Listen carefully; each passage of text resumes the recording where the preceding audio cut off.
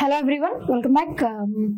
Right, ఇవాళ మన సెషన్లో షెడ్యూల్స్ అండ్ పార్ట్స్, మన భారత రాజ్యాంగంలో ఉన్నటువంటి షెడ్యూల్స్ని, పార్ట్స్ని ఏ విధంగా గుర్తుపెట్టుకోవాలి అంటే అసలు మీ అందరికీ తెలియదనేమి కాదు, but you have at a glance మీ అందరికీ తెలిసే ఉంటుంది టోటల్గా ఎన్ని నెంబర్ ఆఫ్ షెడ్యూల్స్ ఉన్నాయి, ఎన్ని పార్ట్స్ ఉన్నాయి, మన భారత రాజ్యాంగం ఎప్పుడు అమల్లోకి వచ్చింది, ఎప్పుడు దానిని ఇంప్లిమెంట్ చేశారు, ఈ విషయాలన్నీ మీకు తెలిసే ఉంటాయి, ఐడియా ఉండే ఉంటుంది. బట్ జస్ట్ వాటిని ఎలా గుర్తుపెట్టుకోవాలి? ఇనీషియల్లీ మన భారత రాజ్యాంగాన్ని రచించడం అయిపోయిన తర్వాత, దాన్ని డ్రాఫ్ట్ చేయడం, దాన్ని మళ్ళీ రీడ్రాఫ్ట్ చేయడం, అవన్నీ అయిపోయిన తర్వాత ఫైనల్ మనకి అవుట్పుట్ వచ్చింది ఎప్పుడు, దాన్ని మనం అడాప్ట్ చేసుకుంది ఎప్పుడు అని అంటే, our constitution got adopted on 26th November 1949. 26th November 1949 నాడు మన భారత రాజ్యాంగాన్ని మనం అడాప్ట్ చేసుకున్నాం. దాని తర్వాత ఎప్పుడు ఇంప్లిమెంటేషన్లోకి వచ్చింది అంటే, రాజ్యాంగంలో రకరకాల అంశాలు ఉంటాయి కదా, ఆ అంశాలన్నింటినీ కూడా మళ్ళీ మనం ప్రాక్టికల్ యూసేజ్లో, మన డైలీ యూసేజ్లో ఇంప్లిమెంట్ చేసింది ఎప్పటి నుంచి అని అంటే, that is from 26th January 1950 onwards. 26th January 1950 onwards, these two things ఎప్పుడు మనం అడాప్ట్ చేసుకున్నాం, ఎప్పుడు ఇంప్లిమెంట్ చేసాం, ఈ రెండు కూడా మనల్ని ఎగ్జామ్లో కన్ఫ్యూజ్ చేయడానికి కావాలని ఈ రెండు ఉంటాయి ఆప్షన్స్లో. కాబట్టి చాలా కేర్ఫుల్గా ఆన్సర్ చేయాలి. అడాప్ట్ చేసుకుంది మాత్రం 26th November 1949, ఇంప్లిమెంట్ అయ్యింది మాత్రం 26th January 1950. ఈ రెండు డేస్కి కూడా ఒక స్పెషాలిటీ ఉంది. 26th November వచ్చేసి కాన్స్టిట్యూషన్ డేగా సెలబ్రేట్ చేస్తాం. రాజ్యాంగ దినోత్సవం, constitution day is celebrated on 26th November. ఎప్పుడైతే మనం అడాప్ట్ చేసుకున్నామో ఆ డే 26th January వచ్చేసి it is celebrated as republic day. అంటే కంప్లీట్ మన భారతదేశానికి స్వాతంత్రం వచ్చింది, కంప్లీట్ ఇండిపెండెన్స్ వచ్చింది ద సేమ్ డే అని భావించి 26th January celebrated as republic day, 26th November is celebrated as constitutional day. ఈ రెండు కూడా ఇంపార్టెంట్ ఫ్యాక్ట్స్. సరే, రైట్, మన భారత రాజ్యాంగాన్ని మనం అడాప్ట్ చేసుకున్న టైంకి 1949 లేదా ఇంప్లిమెంట్ చేసే టైంకి 1950 టైంకి టోటల్గా ఎన్ని పార్ట్స్ ఉన్నాయి, ఎన్ని షెడ్యూల్స్ ఉన్నాయి అని అంటే, టోటల్ షెడ్యూల్స్ వచ్చేసి 8 షెడ్యూల్స్ మాత్రమే ఉన్నాయి. ఇనీషియల్లీ మన భారత రాజ్యాంగాన్ని అడాప్ట్ లేదా ఇంప్లిమెంట్ చేసే టైంకి 8 షెడ్యూల్స్ ఉన్నాయి. ఇప్పుడు యాజ్ ఆఫ్ నౌ ఆ షెడ్యూల్స్ సంఖ్య కాస్త ఎంతకి పెరిగింది అని అంటే 12 షెడ్యూల్స్. ఎందుకు? కొత్త చేంజెస్ అవుతూనే ఉన్నాయి, అమెండ్మెంట్స్ చేస్తూనే ఉన్నారు. ఇప్పుడు యాజ్ అ హోల్ షెడ్యూల్స్ వచ్చేసి 12 ఉన్నాయి. ఇనీషియల్లీ పార్ట్స్ వచ్చేసి ఎన్ని ఉన్నాయి అని అంటే, పార్ట్స్ వచ్చేసి 22 ఉన్నాయి. ఇప్పుడు ఆ పార్ట్స్ వచ్చేసి మనకి 25 పార్ట్స్. కొన్ని కొత్త పార్ట్స్ లైక్ 9A 9B అట్లాంటి 3 పార్ట్స్ యాడ్ అవ్వడం వల్ల ఇప్పుడు టోటల్గా 25 పార్ట్స్ అన్నవి ఉన్నాయన్నమాట. This is brief history. సరే, దీనిని పక్కన పెడితే జనరల్గా ఈ షెడ్యూల్స్, ఆర్టికల్స్, పార్ట్స్ అంటే ఏంటి, ఇది అర్థం కావాలంటే ఏం లేదు, బేసిక్ కాన్సెప్ట్. మనం ఇప్పుడు టెక్స్ట్ బుక్లో ఎప్పుడైనా అసలు దాంట్లో ఏం కాంటెంట్స్ ఉంటాయి, ఏం కాంటెంట్ ఉంటుంది అని తెలియాలి అని అంటే ఫస్ట్ మనం ఇండెక్స్ చూస్తాం. ఇండెక్స్లో మనకి చాప్టర్ యూనిట్ ఉంటుంది, మళ్ళీ ఆ యూనిట్లో మళ్ళీ చాప్టర్ వైజ్ ఉంటాయి. సేమ్ ఇక్కడ కూడా షెడ్యూల్స్, పార్ట్స్ కూడా అలాంటివే. యూనిట్ దాంట్లో మళ్ళీ సబ్ పార్ట్స్ ఉంటాయి, దాంట్లో మళ్ళీ లెసన్స్ వైజ్ ఉంటాయి కదా, యూనిట్స్ ఉంటాయి, చాప్టర్స్ ఉంటాయి, దాంట్లో మళ్ళీ డివిజన్స్ ఉంటాయి. అట్లా parts there by schedules, parts there by articles, అట్లా డివైడ్ చేశారనమాట. ఇక్కడ షెడ్యూల్స్, వీటిని ఎలా గుర్తుపెట్టుకోవాలి అని అంటే సింపుల్ ట్రిక్. మీరు ఆల్రెడీ ఈ ట్రిక్ మీరు వినే ఉంటారు. జస్ట్ మళ్ళీ ఒకసారి మనం అట్ ఎ గ్లాన్స్ ఒకసారి చూద్దాం. టియర్స్ ఆఫ్ ఓల్డ్ పిఎం, నేను ఇది గుర్తుపెట్టుకోవడం పెద్ద విషయమా అండి? As simple as that, right. Tea stands for what అని అంటే టెరిటరీస్. మన ఇండియాలో ఉన్నటువంటి టెరిటరీస్, అవి యూనియన్ టెరిటరీస్ అవ్వచ్చు, లేదా అంటే దాంతోపాటు ఇండియాలో ఉన్నటువంటి స్టేట్స్, టెరిటరీస్ అన్ని యాజ్ అ హోల్ వాటి గురించి, టెరిటరీస్ గురించి ఉన్నటువంటి షెడ్యూల్. నెంబర్ 1 షెడ్యూల్, దీంట్లో ఇక్కడ మీరు క్లియర్గా చూడొచ్చు, states of Indian union. States of Indian union, India అంటే ఏంటి, అది ఏ ఆర్టికల్లో ఉంటుంది? ఆర్టికల్ 1లో ఉంటుంది కదా. ఇది వచ్చేసి దట్ ఈజ్ టెరిటరీస్ అన్న కాన్సెప్ట్ టీ షెడ్యూల్ 1లో ఉంటుంది. షెడ్యూల్ 2 వచ్చేసి ఏంటి అని అంటే, ఈ స్టాండ్స్ ఫర్ ఎమాల్యుమెంట్స్. ఎమాల్యుమెంట్స్ అంటే అర్థం ఏంటండి? What is meant by emoluments అంటే ఏంటి? Salaries, allowances. ఆ సాలరీస్, అలవెన్సెస్ కూడా ఎవరెవరివి అని అంటే మెంబర్స్ ఆఫ్ పార్లమెంట్ ఎంపీస్వి, అదేవిధంగా ఎమ్మెల్యేస్వి, హైకోర్టు జడ్జెస్వి, వీళ్ళందరి సాలరీస్ అండ్ అలవెన్సెస్. దాన్నే యాజ్ అ హోల్ మనం ఎమాల్యుమెంట్స్ అని చెప్పేసి అని అంటాం. ఏ స్టాండ్స్ ఫర్ వాట్ అని అంటే ఎఫర్మేషన్స్ లేదా వాటినే ఓత్ అని అంటాం. ఎఫర్మేషన్స్ ఆర్ ఓత్ అంటే మీకు అందరికీ అర్థమయ్యే ఉంటుంది, దట్ ఈస్ ప్రమాణ స్వీకారం. ఎఫర్మేషన్స్ అన్న కూడా పోతారు సేమ్. ఇక్కడ కూడా మళ్ళీ ఎంపీస్, ఎమ్మెల్యేస్, జడ్జెస్ వాళ్ళందరివి కూడా వీళ్ళందరి ప్రమాణ స్వీకారాలు ఎఫర్మేషన్స్ ఆర్ ఓత్స్. ఎఫర్మేషన్స్ గుర్తుపెట్టుకోండి, that is more than enough. Are stands for what అంటే allocation of seats from states and union territories to Rajya Sabha. మనకి లోక్సభ, రాజ్యసభ అని lower house, upper house, 2 houses ఉంటాయి కదా, we all knew that. Lok Sabha, Rajya Sabha. whereas Rajya Sabha is considered as council of states అని చెప్పేసి రాజ్యసభని అని అంటాం. లోక్సభ ఇక్కడ Lok Sabha lower house, this is council of states, right. ఇక్కడ రాజ్యసభలో స్టేట్స్ నుంచి మళ్ళీ యూటీస్ నుంచి డిపెండింగ్ అపాన్ ద పాపులేషన్ ఎంతమంది ఆ స్టేట్ నుంచి లేదా ఆ యూనియన్ టెరిటరీ నుంచి రాజ్యసభకి ఎంపిక అవ్వాలి అన్నది. Allocation of seats to the members from states and union territories to Rajya Sabha. Rajya Sabha గుర్తుపెట్టుకోండి, that is enough. S stands for what అని అంటే administration and control of scheduled areas, అదేవిధంగా షెడ్యూల్డ్ ఏరియాస్ మరియు షెడ్యూల్డ్ ట్రైబ్స్ గురించి. Scheduled areas and scheduled tribes గురించి ఆ ప్రాంతాలు ఏవైతే ఉంటాయో ఆ షెడ్యూల్డ్ ఏరియా, షెడ్యూల్డ్ ట్రైబ్స్, ఆ ప్రాంతాల గురించి అడ్మినిస్టర్ చేయడం, that is S. Scheduled areas and scheduled tribes అంతవరకు గుర్తుపెట్టుకోండి. అండ్ ఓ వచ్చేసి ఏంటి అని అంటే ఈ షెడ్యూల్డ్ ఏరియాస్ కాకుండా అదర్ షెడ్యూల్డ్ ట్రైబ్స్. ఆ షెడ్యూల్డ్ ట్రైబ్స్ వచ్చేసి ఏఎం, టిఎం. ఏ ప్రాంతాల్లో అనంటే అస్సాం, మేఘాలయ, త్రిపుర, మిజోరాం. ఈ ప్రాంతాల్లో ఉన్నటువంటి షెడ్యూల్డ్ ట్రైబ్స్ ఎవరైతే ఉన్నారో వాళ్ళని సేఫ్ గార్డ్ చేయడం, వాళ్ళని అడ్మినిస్టర్ చేయడం, దట్ ఈజ్ ఓ. ఇక్కడ O stands for administration of tribal areas. Tribal areas ఇక్కడ ఉన్నటువంటి ఈ షెడ్యూల్డ్ ఏరియాస్, షెడ్యూల్డ్ ట్రైబ్స్ కాకుండా అదర్ ట్రైబల్ ఏరియాస్ అవి వచ్చేసి Assam, Meghalaya and Tripura, Mizoram. AM, TM అట్లా గుర్తుపెట్టుకోవచ్చు, that is O. F stands for what అంటే ఫెడరల్ స్ట్రక్చర్. ఫెడరల్ అంటే ఏంటి? ఇప్పుడు మనకి సెంట్రల్ లెవెల్లో ఒక లిస్ట్ ఉంటుంది, that is union list. State లెవెల్లో స్టేట్ లిస్ట్ ఉంటుంది, అండ్ స్టేట్, సెంటర్ రెండు ఇన్వాల్వ్ అయ్యి చేసేటువంటి లిస్ట్ ఒకటి ఉంటుంది, దాన్నే కాంకరెంట్ లిస్ట్ అని చెప్పేసి అని అంటాం. ఇప్పుడు మనకి యూనియన్ లెవెల్లో డిఫెన్స్ తీసుకున్నాం అనుకోండి, డిఫెన్స్ కంప్లీట్ గా సెంటర్ కి అథారిటీ ఉంటుంది. అలా కాదని చెప్పేసి మనం స్టేట్స్ ఇన్వాల్వ్ అవుతాం, మా స్టేట్స్ కి కూడా పర్మిట్ ఇవ్వండి, అవన్నీ ఏం కుదరవు. వేర్ దట్ ఈస్ అట్లా డిఫెన్స్, అట్లా కొన్ని రంగాలు వచ్చేసి కొన్ని రంగాలు సెంటర్ కి మాత్రమే పవర్స్ ఉంటాయి, that is centre list. State list వచ్చేసి ఏమేమి ఉంటాయంటే ఇప్పుడు పోలీస్ తీసుకున్నాం అనుకోండి, స్టేట్ లెవెల్లో వాళ్ళకి అథారిటీ ఉంటుంది పోలీస్. అదేవిధంగా బెట్టింగ్, వీటి గురించి కూడా ఆ పర్టికులర్ స్టేట్ ఏదైతే ఉందో ఆ స్టేట్ వాళ్ళకి తగ్గట్టు రూల్స్ మార్చుకోవచ్చు. ఇప్పుడు సే ఫర్ ఎగ్జాంపుల్ గోవా తీసుకున్నామనంటే అక్కడ మనం జనరల్ గా బెట్టింగ్ ఇవన్నీ కూడా చాలా వరకు స్టేట్స్ లో బ్యాన్ చేసినా కూడా గోవాలో ఈ పేకాట ఆడడం ఇవన్నీ కూడా చాలా క్వైట్ న్యాచురల్, క్వైట్ కామన్. అట్లా ఆ స్టేట్ ఫార్ములేట్ చేసేటువంటి రూల్స్ ప్రకారం ఆ స్టేట్ అథారిటీలోకి, స్టేట్ లిస్ట్లోకి ఏవేవైతే వస్తాయో వాటన్నిటి గురించి స్టేట్స్ రెగ్యులేట్ చేసుకోవచ్చు, ఫార్ములేట్ చేసుకోవచ్చు, that is state list. Whereas కొన్ని అంశాలు ఉంటాయి, like education. Say for example education తీసుకున్నాం అనుకోండి, ఎడ్యుకేషన్ అన్నది కాంకరెంట్ లిస్ట్ కిందకి వస్తుంది. కాంకరెంట్ లిస్ట్ అంటే ఏంటి? వేరే సెంటర్కి అథారిటీ ఉంటుంది, స్టేట్కి కూడా అథారిటీ ఉంటుంది. అంటే ఇప్పుడు మన నేషనల్ ఎడ్యుకేషన్ పాలసీ 2020 మీకు గుర్తుండే ఉండాలి. నేషనల్ ఎడ్యుకేషన్ పాలసీ 2020 ఏదైతే ఉందో, ఇప్పటి వరకు మన ఎడ్యుకేషన్ సిస్టమ్ అని అంటే ఇప్పుడు ఎల్కేజీ, యూకేజీ, LKG తర్వాత ఫస్ట్ క్లాస్, అక్కడ అలా 1 నుంచి 10th స్టాండర్డ్ వరకు చదివి తర్వాత ఇంటర్మీడియట్ +1 +2 11th 12th ఆ స్టాండర్డ్ అయిపోయిన తర్వాత 3 years లేదా 4 years గ్రాడ్యుయేషన్, దాని తర్వాత పీజీ ఉంటుంది. ఇది మన ఎడ్యుకేషన్ సిస్టమ్. అంటే ఒకప్పుడు సమ్ 10 కొన్ని డెకేడ్స్ నుంచి వస్తున్నటువంటి ఎడ్యుకేషన్ సిస్టమ్.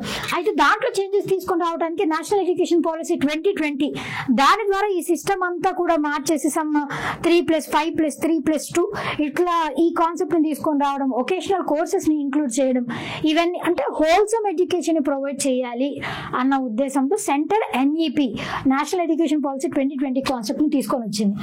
దాని ద్వారా ఇప్పుడు సెంటర్ ఇట్లా ఈ NEP ద్వారా మేము ఈ కొత్త ఇంట్రొడక్షన్స్ చేద్దాము అని అన్నప్పుడు ఒక స్టేట్ ఏదైనా, ఇప్పుడు సే ఫర్ ఎగ్జాంపుల్ ఆంధ్రప్రదేశ్ స్టేటే తీసుకోండి, ఆ స్టేట్ అపోజ్ చేసి నేను NEPని ఇంప్లిమెంట్ చేయాలనుకోవట్లేదు, మీరు కావాలి అనుకుంటే వేరే స్టేట్స్లో ఇంప్లిమెంట్ చేసుకొని ఇక్కడ ఇంప్లిమెంట్ చేయం, లేదంటే ఏవైనా చిన్న సవరణలు చేసి ఇంప్లిమెంట్ చేస్తాం, ఇలా చెప్పింది అనుకోండి, then it falls under concurrent list. అంటే ఒక స్టేట్కి పవర్ ఉంటూ అట్ ద సేమ్ టైం సెంటర్కి కూడా అథారిటీ ఉంది అని అంటే దానిని కాంకరెంట్ లిస్ట్ అని అంటారు. దానికి best example education fall under concurrent list.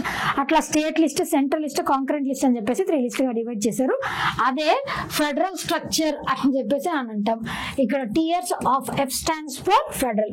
Next comes old వచ్చేసి 8th షెడ్యూల్. 8th షెడ్యూల్లో టోటల్గా రికగ్నైజ్డ్ లాంగ్వేజెస్, అఫీషియల్ లాంగ్వేజెస్ లేదా కాన్స్టిట్యూషనల్లీ రికగ్నైజ్డ్ లాంగ్వేజెస్ ఎన్ని ఉన్నాయనంటే 22 లాంగ్వేజెస్. ఇనీషియల్లీ మన భారత రాజ్యాంగాన్ని అడాప్ట్ చేసుకున్నప్పుడు 14 కాన్స్టిట్యూషనల్లీ రికగ్నైజ్డ్ లాంగ్వేజెస్ మాత్రమే ఉన్నాయి. తర్వాత ఒక 8 లాంగ్వేజెస్ని యాడ్ చేసి ఇప్పుడు యాజ్ ఆఫ్ నౌ 22 లాంగ్వేజెస్ ఉన్నాయి. దాంట్లో ఇంగ్లీష్ అన్నది కాన్స్టిట్యూషనల్లీ రికగ్నైజ్డ్ లాంగ్వేజా? No, English is not constitutionally recognised language. కాకపోతే మనకి సాహిత్య అకాడమీ అవార్డ్స్ కానీ జ్ఞానపీఠ అవార్డ్స్ కానీ ఇవి ఇచ్చేటప్పుడు ఇంగ్లీష్ లాంగ్వేజ్లో కూడా ఎవరైతే సాహిత్య రంగంలో అత్యంత కృషి చేస్తారో వాళ్ళకి ఆ లాంగ్వేజ్కి కూడా వాళ్ళకి అవార్డ్స్ అనేవి ఇస్తూ ఉంటారు. Right, official languages that is 8th schedule. L stands for what అని అంటే దట్ ఈస్ ల్యాండ్ రిఫార్మ్స్. అంటే ఇది వరకు మనకి బ్రిటిషర్స్ టైం పీరియడ్ అప్పుడు zamindari system, ryotwari system, mahalwari system అని చెప్పేసి 3 సిస్టమ్స్ ఉండేవి కదా. అదే ల్యాండ్ రిఫార్మ్స్, ల్యాండ్ గురించి గవర్న్ చేయడానికి పెట్టుకున్నటువంటి రూల్స్. అవి మళ్ళీ వాటిని ఎక్స్ప్లెయిన్ చేయాలంటే ఇట్ టేక్స్ టైం. రైట్, ఆ ల్యాండ్ రిఫార్మ్స్ ప్లేస్లో వాటిని డిఫర్ చేసేసి కొత్తగా ఆ ప్లేస్లో కొత్తగా వేరే లాస్ని తీసుకొని వచ్చి న్యూ ల్యాండ్ రిఫార్మ్స్ తీసుకొని వచ్చారు. That is land reforms. D వచ్చేసి ఏంటి అని అంటే డిఫెక్షన్, యాంటీ డిఫెక్షన్ అని కూడా అంటాం. ఇప్పుడు సే ఫర్ ఎగ్జాంపుల్ లోక్సభలో కానీ రాజ్యసభలో కానీ ఇప్పుడు ఒక పార్టీ నుంచి ఇంకొక పార్టీకి పెద్ద మొత్తంలో ఎవరైనా ఎంపీస్ మార్పు జరిగింది అనుకోండి, మారడం అలా జరిగాయనంటే అది పెద్ద మొత్తంలో జరగకూడదు. ఇప్పుడు 1-2 ఎంపీస్ ఒక పార్టీ నుంచి ఇంకొక పార్టీకి జంప్ అయ్యారంటే దట్ ఈస్ డిఫరెంట్ సినారియో. ఎక్కువ మెంబర్స్ అటు జంప్ అయిపోయారు అన్నప్పుడు వాళ్ళ మీద యాంటీ డిఫెక్షన్ లా ఈ కేసు ద్వారా ఈ చట్టం, ఈ లా ద్వారా వాళ్ళ మీద కేసుని కూడా ఫైల్ చేయొచ్చు. That is defection. ఇక్కడ మీరు క్లియర్గా చూడొచ్చు. Right, C provisions for defection 52nd amendment ద్వారా దీన్ని యాడ్ చేశారు. Next PM. P stands for panchayats, M stands for municipalities, panchayats మరియు municipalities. This is tiers of old PM.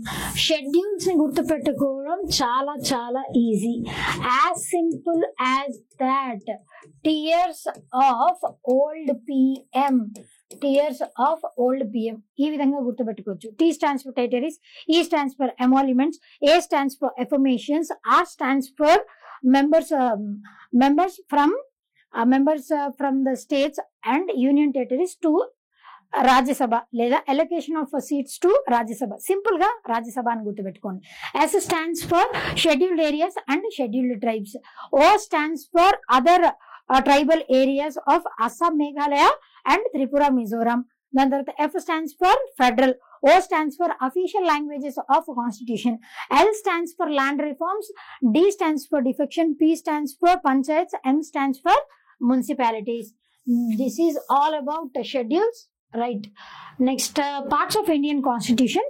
ఇది కొంచెం కొంచెం టిపికల్గా ఉంటుంది. ఎందుకు అనంటే 25 పార్ట్స్ ఉన్నాయి కాబట్టి గుర్తుపెట్టుకోవడం కొంచెం కష్టమే. But no, if you practice well, ఇది కూడా as simple as TS of old PM schedules లాగానే సింపుల్గా ఉంటుంది. అక్కడ వచ్చేసి 12, ఇక్కడ వచ్చేసి 25, just double to that number, more than double అనే చెప్పుకోవాలి. రైట్, పార్ట్స్ వచ్చేసి 25 పార్ట్స్ ఉన్నాయని చెప్పుకున్నాం కదా. దీంట్లో కూడా మనకి 9A, యాక్చువల్లీ నెంబర్ వచ్చేసి 22నే ఉంటుంది, కాకపోతే 9A, 9B, అదేవిధంగా 14A, 9A, 9B and 14A, ఈ మూడింటిని యాడ్ చేయడం వల్ల, కొత్తగా యాడ్ చేయడం వల్ల టోటల్గా మనకి 25 పార్ట్స్ ఉన్నాయి. దానికి షార్ట్ కట్ వచ్చేసి ఏంటి అని అంటే, you can fly directly from US to UP, meet Shyam Ram, fruit taste sweet to eat, so on, eat Maggi as tasty snack. Eat Maggi as tasty snack. కొంచెం చదువుతూ ఉంటే you can fly directly from US to UP, అంతవరకు చాలా ఈజీగానే ఉంటుంది. తర్వాత meet Shyam Ram, తర్వాత శ్యామ్ని రామ్ని meet అవ్వడం, దాని తర్వాత ఫ్రూట్ అన్నది టేస్ట్గా ఉంటుంది, అందుకోసమే ఎక్కువసేపు ఫ్రూట్ తినలేము కాబట్టి మ్యాగీ అన్నదాన్ని స్నాక్ లాగా తినాలి. So you can fly directly from US to UP, meet Shyam Ram, fruit taste sweet to eat, so on, eat Maggi as tasty snack.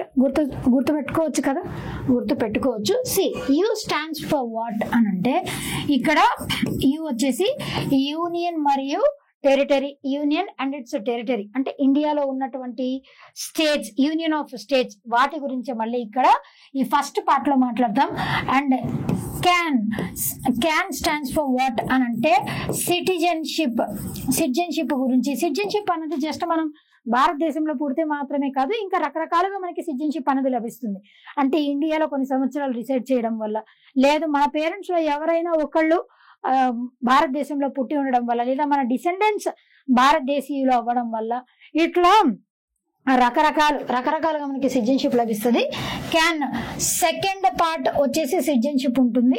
Fly అని చెప్పుకున్నాం కదా, ఫ్లై స్టాండ్స్ ఫర్ వాట్ అని అంటే ఫండమెంటల్ రైట్స్ టోటల్గా మనకి 6 ఉన్నాయి కదా, ఫండమెంటల్ రైట్స్. దాని తర్వాత డైరెక్ట్లీ అని అంటే ఇక్కడ directive principles of state policy, DPSPs, directive principles of state policy, it come under part 4. దాని తర్వాత పార్ట్ 4A కూడా ఉంది మనకి. You can fly directly from, ఇక్కడ ఫ్రమ్ స్టాండ్స్ ఫర్ వాట్ అంటే fundamental duties, part 4A, article 51A, దాంట్లో fundamental duties గురించి ఉంటాయి. That is part 4A. దాని తర్వాత డైరెక్ట్లీ ఫ్లై ఫ్రమ్ US లో యూ స్టాండ్స్ ఫర్ వాట్ అని అంటే ఇక్కడ యూనియన్ గురించి వస్తుంది. అదేవిధంగా S స్టాండ్స్ ఫర్ స్టేట్స్ గురించి వస్తుంది. దాని తర్వాత ఇక్కడ యూపీలో ఉన్నటువంటి యూలో యూనియన్ టెరిటరీస్ గురించి, అంటే స్పెసిఫిక్ గా వాటి గురించే అని ఉంటుంది. UTs. P stands for what అని అంటే panchayats. P stands for panchayats. ఇక్కడ మీరు మధ్యలో ఇంకొకటి అబ్జర్వ్ చేయొచ్చు, పార్ట్ 7 ఏదైతే ఉందో ఆ పార్ట్ 7 ని రివోక్ చేసేసారు, మధ్యలో దాన్ని రిమూవ్ చేశారు. అందుకే ఇక్కడ చెప్పుకోవడానికి 22 ఉన్నా కూడా 25 ఎందుకు వచ్చాయంటే పార్ట్ 7 రిమూవ్ చేశారు. పార్ట్ 4 లో ఇంకొక ఎడిషన్ ఎక్స్ట్రా పార్ట్ ఉంది కదండి, పార్ట్ 4A, కాబట్టి అట్లా ఓవరాల్ గా మనకి 25 అయ్యాయి. రైట్, 7th పార్ట్ అనేది రిమూవ్ అయిపోయింది. దాని తర్వాత 8th పార్ట్ వచ్చేసి that is union territories, 9th part వచ్చేసి పంచాయత్స్. దాని తర్వాత 10th పార్ట్ M వచ్చేసి ఏంటి అని అంటే దట్ ఈస్ మున్సిపాలిటీస్. తర్వాత శ్యామ్ మనకి కోఆపరేటివ్ సొసైటీస్ వస్తాయి. దాని తర్వాత part 10 Ram, wait one second, cooperative societies. దాని తర్వాత షెడ్యూల్డ్ అండ్ ట్రైబల్ ఏరియాస్. ఇక్కడ Shyam, scheduled areas, Ram. Relations between, Ram stands for relations between union and states, దాని తర్వాత fruit stands for finance, property, contract and suits, దాని గురించి వస్తుంది. T స్టాండ్స్ ఫర్ వాట్ అని అంటే ఇక్కడ trade, commerce, trade, commerce and inter course వీటి గురించి ఉంటుంది. Where as sweet stands for services under union and states. దాని తర్వాత టీ స్టాండ్స్ ఫర్ వాట్ అంటే ట్రిబ్యునల్స్. ట్రిబ్యునల్స్ అంటే ఏంటి? జనరల్ గా మనకి కోర్ట్స్ ఉంటాయి, హైకోర్టు, సుప్రీం కోర్ట్, అదే విధంగా సబార్డినేట్ కోర్ట్స్, ఇట్లా రకరకాల లెవెల్ వైజ్ మనకి కోర్ట్స్ ఉంటాయి కదా. అవి కాకుండా ట్రిబ్యునల్స్ అంటే స్పెషల్ కోర్ట్స్. ఒక పర్టిక్యులర్ పర్పస్ కోసం ఒక కోర్ట్ని అంటే దేన్నైతే అవైల్ చేస్తారో దానిని ట్రిబ్యునల్స్ అని చెప్పేసి అని అంటారు. అది ఎన్వైర్న్మెంట్ అవ్వచ్చు, లేదంటే forestry, water, what ever it might be, దాన్ని ట్రిబ్యునల్ అని అంటారు. That is tribunal. అండ్ దాని తర్వాత ఈ స్టాండ్స్ ఫర్ వాట్ అని అంటే ఎలక్షన్స్. దాని తర్వాత so stands for special provisions relating to certain cases. అంటే వీటిలో ఉన్న ఏం కాకుండా special provisions to certain cases, that is so. దాని తర్వాత ఆన్ ఏదైతే ఉందో అదేంటి అని అంటే అఫీషియల్ లాంగ్వేజెస్. మనకి షెడ్యూల్లో అఫీషియల్ లాంగ్వేజెస్ ఎన్నో షెడ్యూల్ ఉన్నాయి, దట్ ఈస్ 8th షెడ్యూల్. ఇక్కడ ఆన్ వచ్చేసి అఫీషియల్ లాంగ్వేజెస్. ఈ స్టాండ్స్ ఫర్ వాట్ అని అంటే ఎమర్జెన్సీ ప్రొవిజన్స్. ఎమర్జెన్సీ అన్నది మనకి అది ప్రెసిడెంట్ రూల్ అవ్వచ్చు, లేదంటే ఫినాన్షియల్ ఎమర్జెన్సీ అవ్వచ్చు, లేదంటే నేషనల్ ఎమర్జెన్సీ. ఈ 3 types ఆఫ్ ఎమర్జెన్సీస్ లో what ever emergency it might be. ఈ స్టాండ్స్ ఫర్ ఎమర్జెన్సీ ప్రొవిజన్స్ గురించి. ఎం స్టాండ్స్ ఫర్ మిస్లేనియస్ అంటే ఏ అంశమైనా కూడా దాంట్లోకి రావచ్చు అనమాట. పర్టిక్యులర్ గా స్పెసిఫిక్ గా ఒక అంశం గురించి అని కాకుండా ఏ అంశం అయినా కూడా దాని కిందకి వస్తే ఆ కేటగిరీనే మిస్లేనియస్ అని అంటారు. అండ్ వేర్ యాజ్ మళ్ళీ దాని తర్వాత అమెండ్మెంట్ ఆఫ్ ద కాన్స్టిట్యూషన్. రాజ్యాంగంలో ఉన్నటువంటి అన్ని అంశాలు యాజ్ ఇట్ ఈస్ అలాగే ఉంచేస్తే మనకి ఇప్పుడు ఫండమెంటల్ రైట్స్ లో నుంచి ఒక రైట్ ని తీసేసాం, దట్ ఈస్ రైట్ టు ప్రాపర్టీని ఫండమెంటల్ రైట్స్ నుంచి రిమూవ్ చేసి దానిని లీగల్ రైట్ చేసాం. అలాంటి అమెండ్మెంట్స్ ఎప్పుడు పాసిబుల్ అయితే భారత రాజ్యాంగాన్ని అమెండ్ చేయొచ్చు అన్న ఫీజిబిలిటీ ఉన్నప్పుడు మాత్రమే. మన భారత రాజ్యాంగం అన్నది ఫ్లెక్సిబుల్ అండ్ రిజిడ్. కొన్ని విషయాల్లో రిజిడ్ ఉంటుంది, కొన్ని విషయాల్లో ఫ్లెక్సిబుల్ ఉంటుంది. కాబట్టి వీ కెన్ మేక్ అమెండ్మెంట్స్. ఏమైనా చేంజెస్ చేయాలి అంటే కూడా చేయొచ్చు, that is amendments. T stands for what అని అంటే temporary, transitional and special provisions. Temporary, transitional and special provisions, that is T. And last one S వచ్చేసి ఏంటి అని అంటే short title. Short title, commencement, authoritative text. ఇప్పుడు ఏదైనా కొత్త scheme introduce చేశారనుకోండి, ఇంట్రడ్యూస్ చేసినప్పుడు దానికి ఇప్పుడు CEN అని ఉంటుంది, సెన్ అని చెప్పేసి ఏదైనా నోటిఫికేషన్ రిలీజ్ అయినప్పుడు అట్లాంటి షార్ట్ టైటిల్స్ వాటి గురించి ఈ పార్ట్లో ఉంటుంది. S part, that is last part అనమాట. కమెన్స్ స్టార్ట్ చేయడం కానీ దాన్ని ఇంప్లిమెంట్ చేయడం కానీ ఇవన్నీ కూడా ఈ పార్ట్లో ఉంటాయి. Right, this is all about the parts of Indian constitution. Total 25 parts. You can fly directly from US to UP, meet Shyam, Ram, then tarvata fruit taste sweet to eat, so on, eat Maggie as a snack. Gurtu pettukovacha? Is that difficult or is that easy? If you think it is difficult, it would be difficult.